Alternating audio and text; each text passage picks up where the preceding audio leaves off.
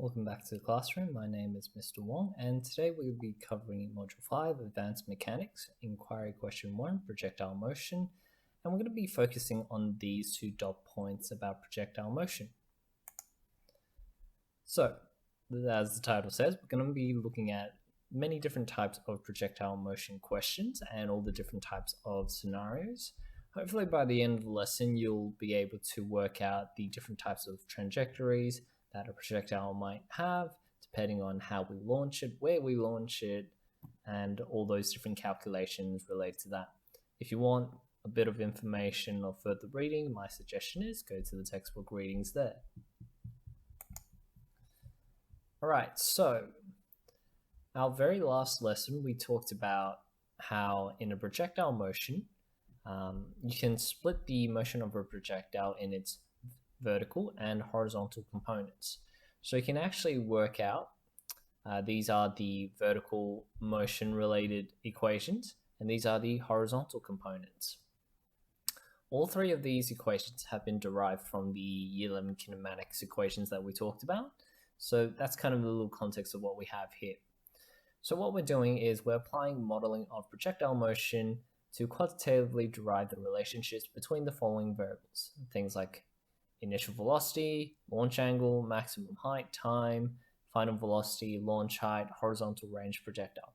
So we're saying if I change one of these variables, what is the consequence affecting the other variables that we have here? Okay, so let's have a look. The first scenario we have is just launching the object vertically. What do we mean by that? We're saying that we're going to launch the cannon, or the cannonball in this diagram here. We're going to launch it directly parallel to the surface here. So it's only got a horizontal component or a horizontal velocity. It doesn't have a vertical velocity or vertical initial velocity. So is known, but the y component is 0. So how does the vertical component gain velocity to give us this sort of semi-parabolic structure? Well, the reason why we get this motion at the end is because acceleration due to gravity is constant. So there's going to be a constant gravitational field that is trying to pull this cannonball down.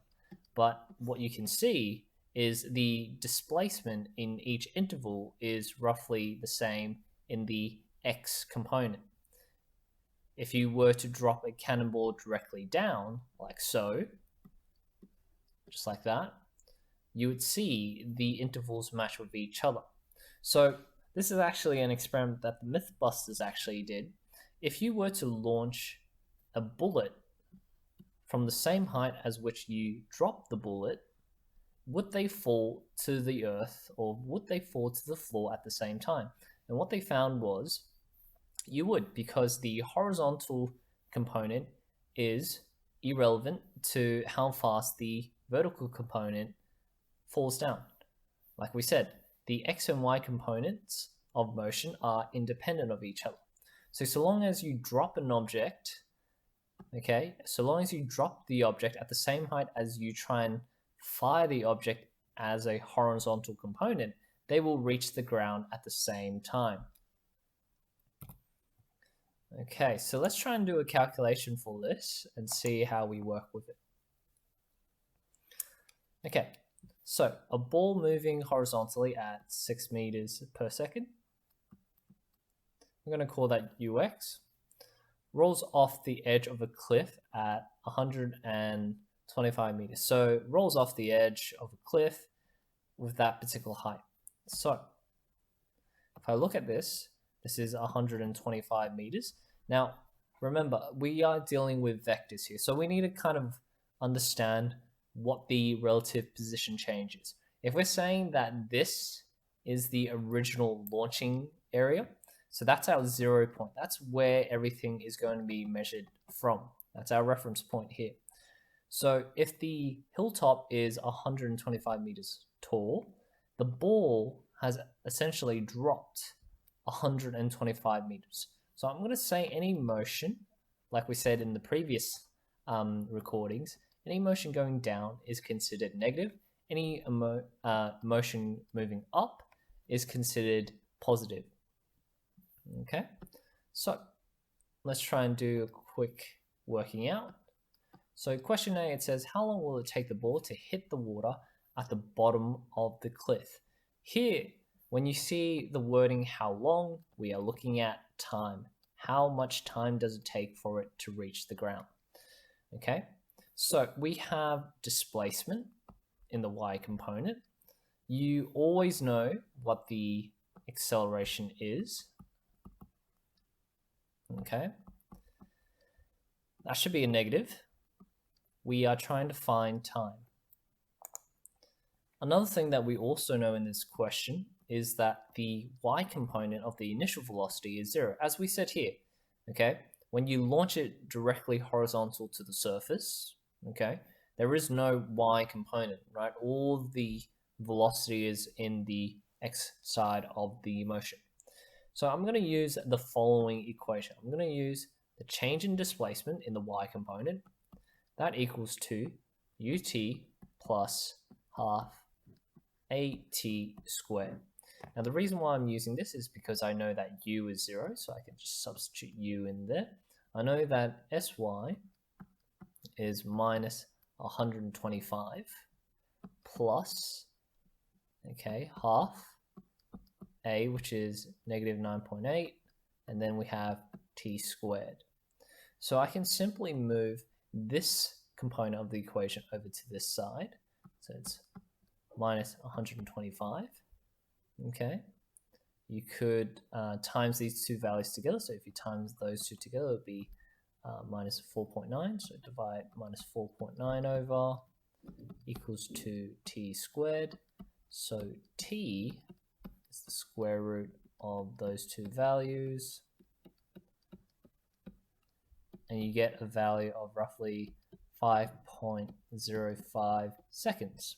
Okay, so that's how you would do question A. If you want to just quickly look through the working out again, just pause the video here because I'll be rubbing it out to do question B and question C. Okay, so I'll just rub this out and I'll go into question B.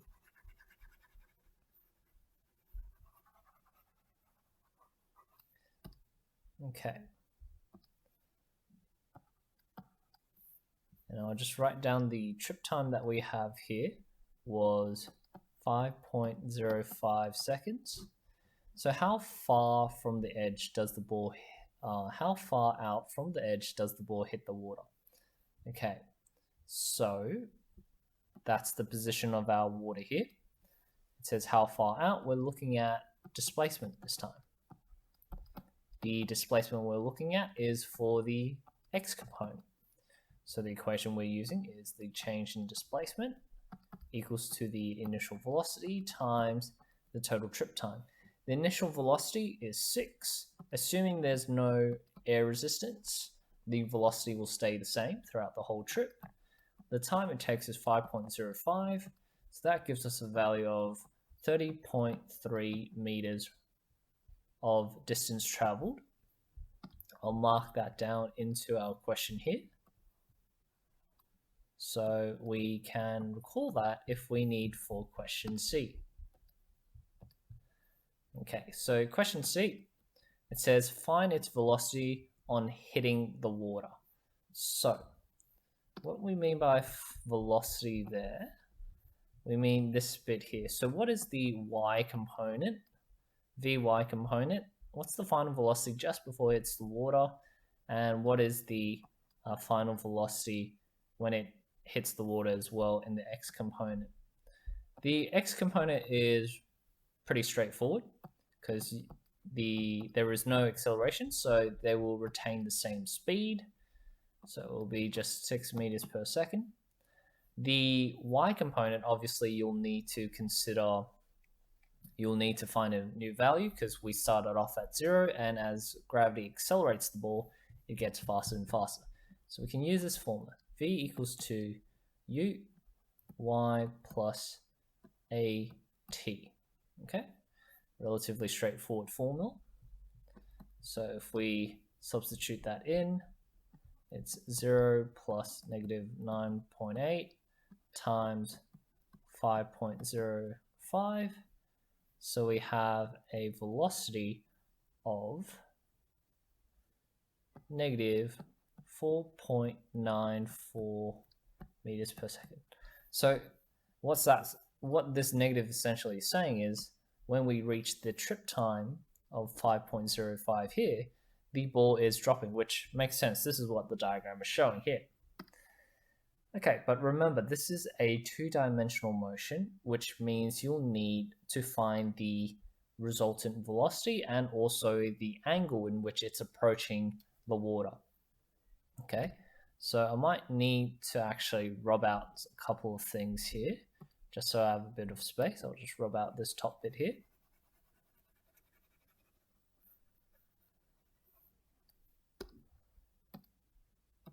Okay, so when it comes to the vector component, all you simply do, if you think about it, the object is going in this way in the x component and going down this way in the y component. So we have, assuming a right angle triangle, so do the same thing as you always do. For a right angle triangle, you use Pythagoras.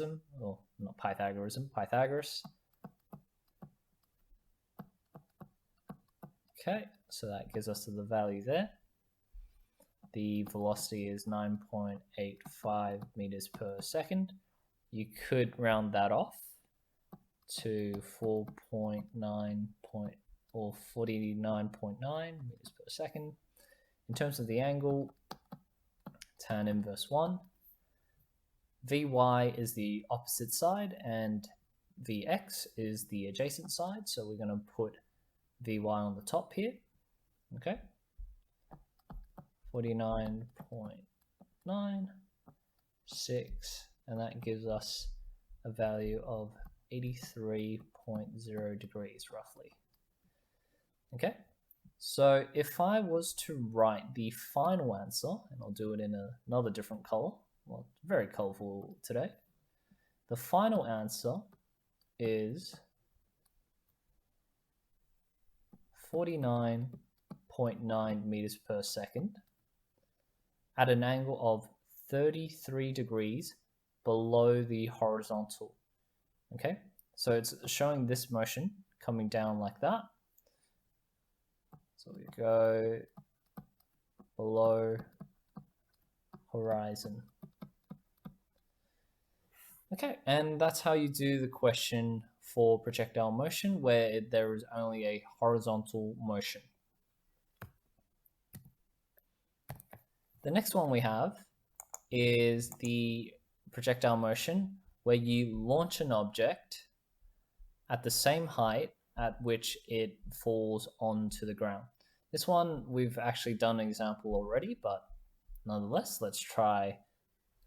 Okay, so let's have a look at a question like this. Again, the scenario that we have is we're launching a ball and it lands at the same height at which it was launched. So we say the same landing displacement, or the same displacement overall after launch. Okay, so let me just get this corded up. Okay, so we have a ball that is hit at 30 meters per second at 45 degrees. So that's our actual motion. When it comes to projectile motion and you're given the resultant velocity at a particular angle, the best thing I always think is to always just find the initial horizontal and vertical components automatically. The reason being is it just makes it a lot easier when you actually need to do a calculation to have these numbers ready to go, because most likely you will need the initial and the initial horizontal and vertical velocities regardless in any projectile motion question. Okay, it says calculate how far, so we're looking at displacement here. From the bat, a fielder should stand to catch the ball at the same height as it was hit. Okay, so what we're looking into is the change in the displacement in the x component and that's related to the initial speed in the horizontal side and also the total trip time. Now, the key is we don't actually have time, so we actually need to find out how long it takes to travel that entire thing. So we're going to use a equation. We're going to say that it's Vy equals to Uy plus Ayt. Now, here's a couple of things you need to take into account. Okay, so Vy, we actually know when it's traveled its entire trip, it will have a 0 velocity in the y component. But this is a big but. As you can see from this diagram, there's also a 0 velocity at the peak height. Okay, so when you first find the time when the velocity is 0, you're actually finding the time it takes to reach peak height. So what you need to do is times this total trip time by 2 in order to get the total time to travel in these two-step ways.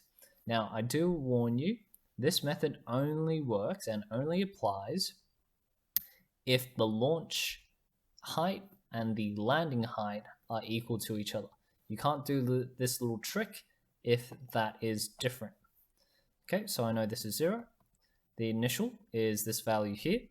So I might just calculate that to give myself a quick number. Okay, so those were my values for the initial vertical and horizontal. So I'm just going to substitute that in. Plus 0.9 times the time, which is what I'm actually trying to find. So if I move both values over, it will be negative 21.2 divided by 9.8. So if I put that into my calculator,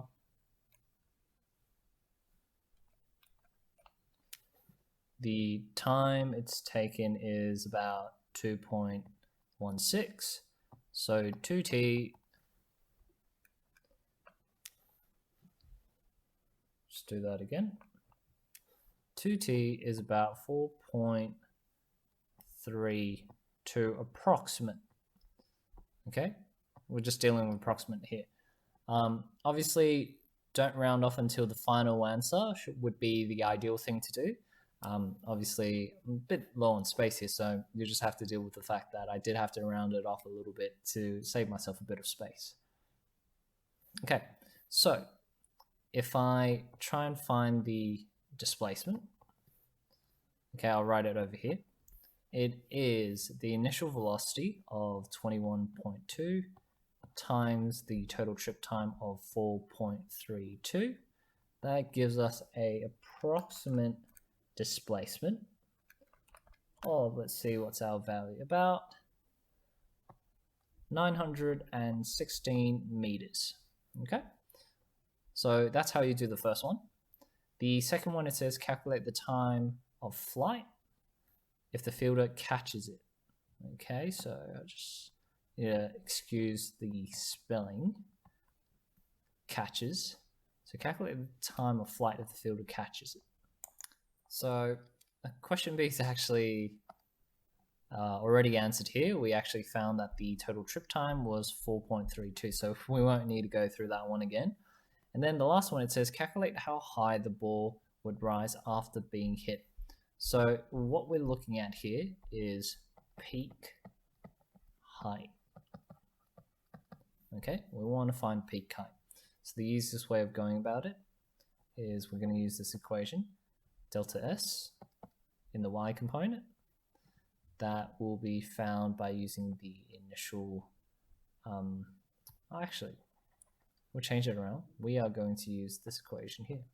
So v squared equals to u squared plus 2as, which is for the y component. So this one is what we're trying to find. I might just actually write it a bit higher.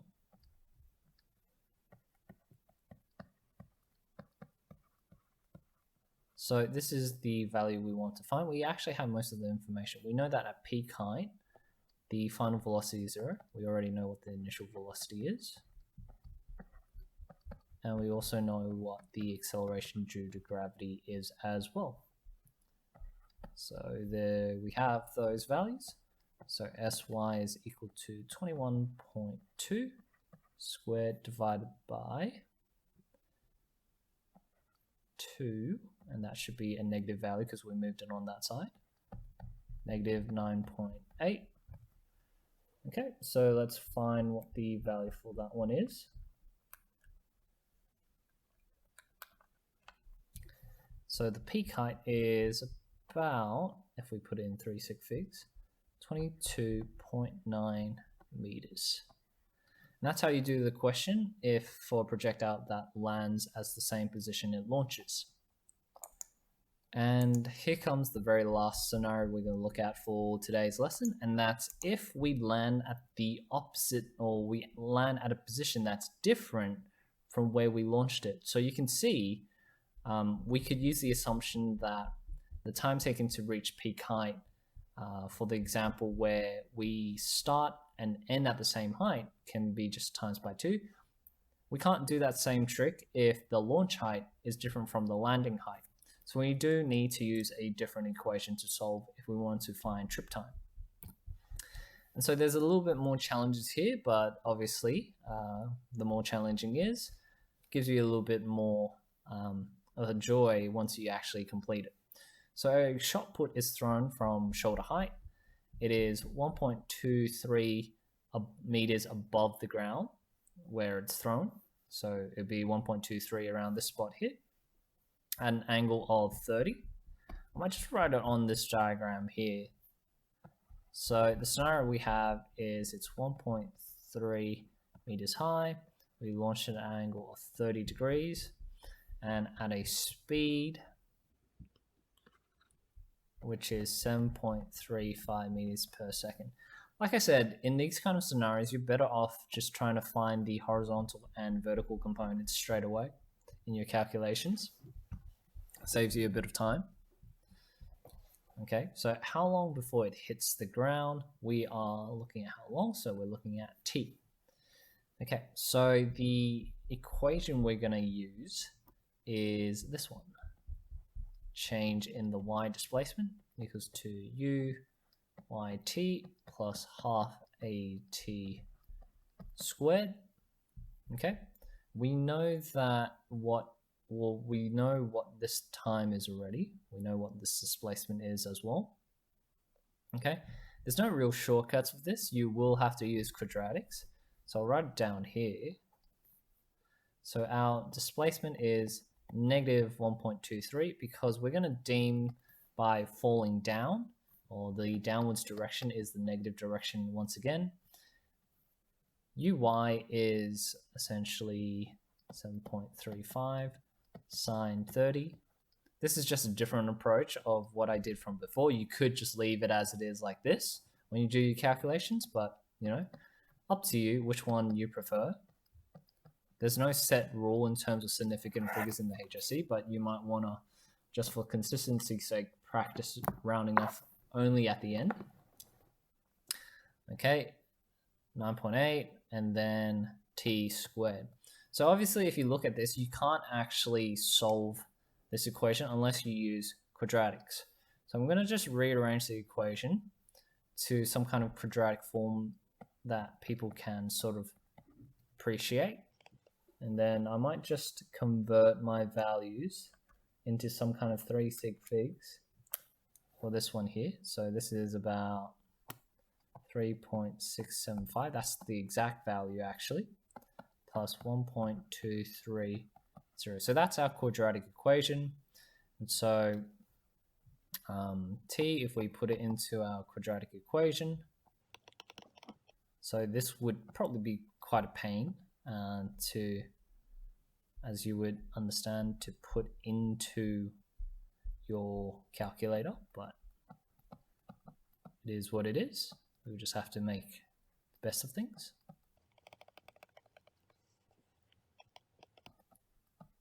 Okay, so there's that. Now I find two answers. One is 1.00 seconds or negative 0.25 seconds. Now, if you remember what time is, which is a scalar quantity, it can only be a positive value. So the actual time taken for the projectile was 1 second total trip time. It can't be negative because you can't really have negative time. So, that's not possible. Okay, I'll just have to wipe the screen out for this one here. I will show you the final answers later on if you want, or you could just pause it here. So I'll just square that off, and then I'll show you how far it would have been thrown. So if it's how far, we're looking at the horizontal displacement. Okay. So we kind of know how to work out the initial velocity for the horizontal component already. Times that by the time taken, and that gives us 6.36 meters. Okay, so that's the total time or total distance. What will be the maximum height above the thrower's shoulder? So again, you can sort of do the same thing as we did before. So v squared equals to u squared plus as. Make sure you put in your little subscripts so the marker knows what you're talking about. You can just substitute the values in. Okay, so s is equal to 36 or 3.6575 to 0.9 negative. Okay, so find the number, and I'll just put that into my calculator. It's quite a few calculations, isn't it? So approximately the maximum height is about 0.689 meters. That's the maximum height. And then it says calculate the velocity with which it hits the ground. So again, we're looking at the two components there. Okay, I'll probably show you the answer of this one because we kind of did a similar response from the last question. So let me just show you the answers of A and B first. And I'll show you the final answers of C and D now. Okay, so these are our responses that we have here. Your final answer for D would have been 8.84 meters per second and an angle of 33.9 degrees below the horizontal. All right, so that concludes our lesson for the different scenarios of projectile motion calculations today. There was quite a few calculation questions we had to go through, so hopefully it didn't bore anyone too much, but at the very least, you are exposed to 3 types of scenarios that they could ask you about projectile motion. If you found videos like these useful, please give it a like and press subscribe if you haven't done so already. I'll be making more videos about HSC physics and anything in between. All right, take care.